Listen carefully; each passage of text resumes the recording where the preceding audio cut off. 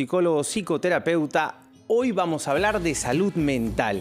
Y cuando hablamos de salud mental no podemos dejar pasar este tema tan importante, este enemigo, uno de los enemigos principales de la salud en general y de la psicología y de las emociones, que tiene que ver con la violencia. Y hoy en particular vamos a hablar de la violencia contra la mujer, porque hoy es el Día Internacional de la Eliminación de la batalla justamente de la violencia contra las mujeres. Y cuando estamos hablando de eso en nuestro país, por ejemplo, estamos mencionando de que más de 119 personas, más de 119 mujeres han sido víctimas de feminicidio. Hasta octubre nos brinda esa información el Ministerio de la Mujer y de Poblaciones Vulnerables. Más de 258 mujeres, personas, han tenido tentativas de feminicidio. Y eso que esa es una información que podemos tener o haber identificado, y cuántas otras más quizás están en este espacio de ignorancia. En este espacio de ignorancia quiero decir en el sentido de que no podemos conocer o saber cuántas otras personas pueden estar siendo víctimas de esta violencia.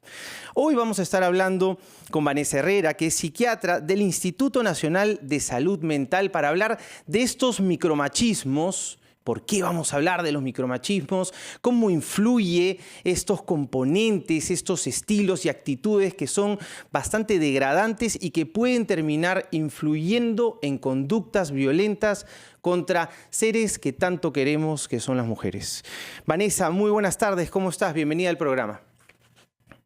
Muy buenas tardes, Franco, a cada una de ustedes. Un abrazo cálido para hablar, movilizarnos, sensibilizarnos, cómo prevenir y erradicar la violencia en todas sus formas, principalmente hacia las mujeres. Es un día de reflexión, es un día para conmemorar a las mujeres que han sido muertas, asesinadas a lo largo de la historia, y cómo podemos tener una sociedad libre de estereotipos de género, sin machismos ni micromachismos, y cómo podemos cambiar en ese proceso.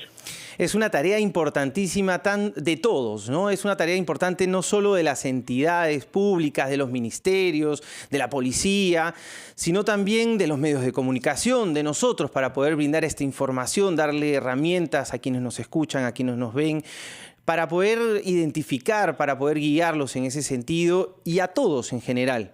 Porque cuando hablamos de micromachismos, y ya entrando un poco al tema, Vanessa, y te trato de tú porque ya nos conocemos, hay una amistad detrás de esto. Entonces te pregunto, cuando hablamos de micromachismos en general, estamos hablando ya de temas que se pueden encontrar en el día a día, en la cotidianidad. Así es, Franco, en lo cotidiano, desde que yo como padre, madre, modelo a mis niñas, a mis niños, puedo ir reproduciendo prácticas de control o de dominio pequeño aparentemente, ¿no? Que no pueden ser evidentes golpes físicos, que puede ser lo más llamativo en la violencia física, pero existen situaciones sutiles que en general pueden llegar a invalidar a las mujeres, la opinión de las mujeres, la voz de las mujeres, minimizar el rol de los hombres o justificar su poca involucramiento, por ejemplo, en roles domésticos o tareas domésticas, o actitudes de roles tradicionales en los enamoramientos, y en realidad que no fomentan una igualdad en las relaciones justamente entre hombres y mujeres y en su diversidad las personas. Entonces, todo ello tenemos que detectarlo a tiempo desde la crianza positiva en nuestras familias y cambiar para no hacer más eso.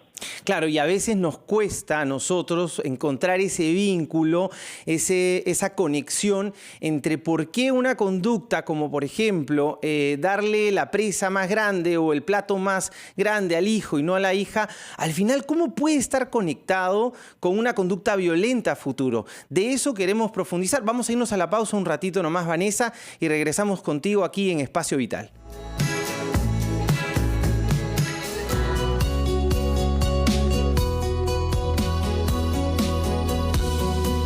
Vanessa, preguntarte primero, ¿cómo podemos definir un machismo, una conducta machista, un poco como para que nos vayamos aterrizando, identificando ese tipo de conductas, y luego ya nos vamos especificando algo más micromachista?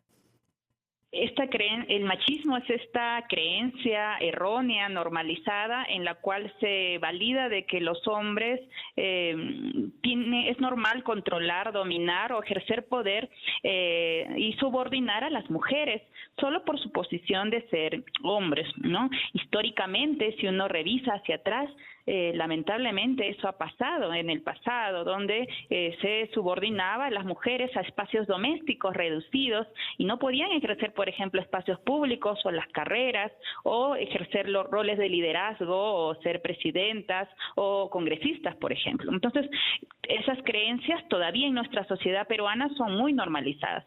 Creer de que uno no puede vestir como uno quisiera, que debe controlarse, de que no puede disfrutar de su vida sexual, de que uno no puede divorciarse o separarse, o solo tiene que ser madre y no puede tener una vida sexual activa. Una serie de creencias en nuestra sociedad que vemos en las redes sociales que reflejan los machismos y micromachismos normalizados. Entonces, muchas de eso se justifica, el germen de esa creencia machista está detrás la violencia. Entonces, cuando uno entrevista a los agresores y hemos escuchado a ellos, ¿qué es lo que mencionan? ¿Por qué él agredió hasta el punto de matarlo, a punto de morir? Bueno, es que ella me engañó, o porque ella me provocó, o yo le dije que no se vista o no saliera, o yo le dije que no haga tal cosa y no me hizo caso. Miren las creencias tan dañinas, tan erróneas, que él lo ve como que es normal.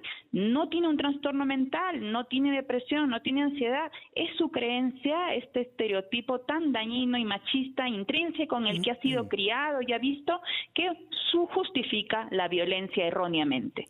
Claro, es una creencia entonces que en todo caso argumenta y dice la agresión, la violencia es justificada si amerita que exista, si es que ella me ha sacado la vuelta, o si es que mi mujer no está cumpliendo con lo que se debe equivocadamente en estas ideas. Ahora, muchas veces y hoy en día, para bien, estamos identificando con mayor claridad ciertas conductas machistas que terminan perjudicando a las mujeres en general, a todos en general, ¿no? Pero hablando específicamente de las mujeres. ¿Cómo podemos identificar los micromachismos? Porque a veces esas actitudes o conductas, como dicen los chicos, pasan piola, ¿no? Son más implícitas o también podríamos decir pasan desapercibidas, pero en verdad no están pasando desapercibidas. ¿Qué tipo de conductas son estas actitudes micromachistas? Podemos decir una serie de ellas. Una, por ejemplo, es que los juguetes rosas son para las niñas y los juguetes azules son para los hombres, ¿no? Los juguetes de cocinitas, aspectos de domésticos son para las niñas, y para los niños los de ingeniero, un casco o un mandil de medicina. Los aspectos de que, bueno, la cuenta, yo me acerco y le enseño la cuenta nunca a la mujer, aunque luzcan ambos en capacidades, o yo mismo soy la que pide la cuenta, pero le entregan la cuenta al varón, porque asumen de que el único que puede pagar o tiene poder económico son los varones.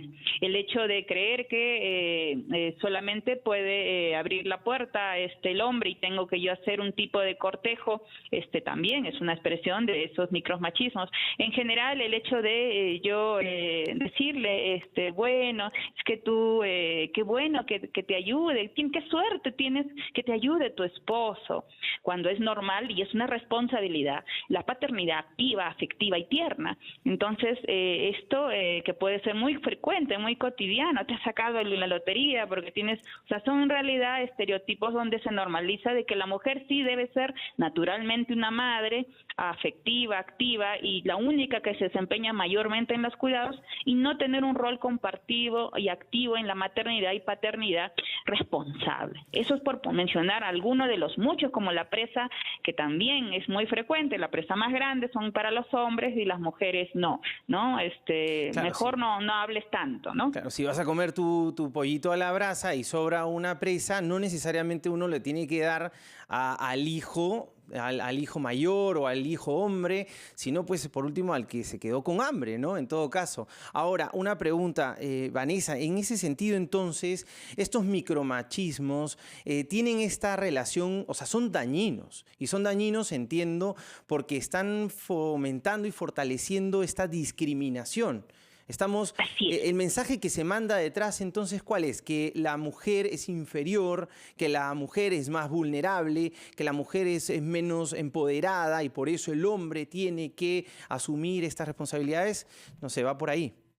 Así es, totalmente. Existe la validación implícita de que existe una discriminación hacia las mujeres, hacia minusvalía, hacia desempoderarlas, hacia que tengo que yo sobreprotegerlas en un rol muy patriarcal, muy tradicional del pasado histórico que no ayuda al empoderamiento y el respeto de sus derechos humanos. Entonces, no es saludable. O sea, hay incluso algunos estudios que desde incluso la aproximación cotidiana de estos micromachismos, que son diarios muchas veces, he podido sentirme triste, ansiosa, incómoda en el espacio académico, en la universidad, en la casa. Hacen eso mis padres frente a mis hermanos. Yo me siento como hija mal. Yo en la universidad hacer expresiones de este tipo entre compañeros. Yo como estudiante de maestría o posgrado no poder desarrollarme y entre los colegas tener esta situación. En general, esto no ayudará a la validación, al empoderamiento, a la autoestima y al bienestar emocional que se merecen las mujeres.